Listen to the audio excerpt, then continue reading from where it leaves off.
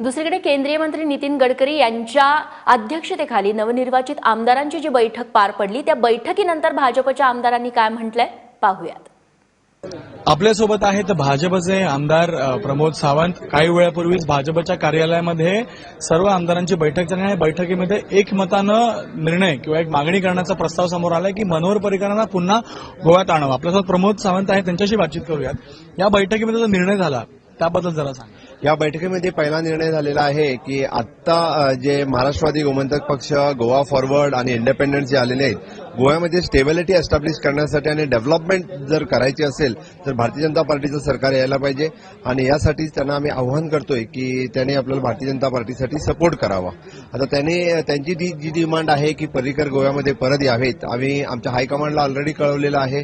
आता जे resolution decided झालेली आहे आणि त्या निर्णयामध्ये की मनोहरजी पर्रीकर त्यासाठी गोव्यात परत यायला पाहिजे, ही ऑलरेडी आम्ही पार्टी हायकमांडला त्याच्याबद्दल कळवलेलं आहे। रेझोल्युशन पास करून साईन करून दिल्लीला जाणार आहे। हो, रेझोल्युशन पास करून साईन करून आता दिल्लीला जाणार आहे। एकमताने निर्णय सगळ्यांचा झालेला आहे। एकमताने निर्णय झालेला आहे। सत्ते स्थापनेसाठी सरकार बनवण्यासाठी भाजपकडे सगळे नंबर्स आहेत। होय, आमचा प्रयत्न चाललेला आहे आणि त्यासाठी नंबर म्हणजे मला वाटतं दुपारपर्यंत ते सगळे नंबर्स कंप्लीट होईल। जो निर्णय झाला त्याची पक्षश्रेष्ठी त्यांना वाटते कसं हो?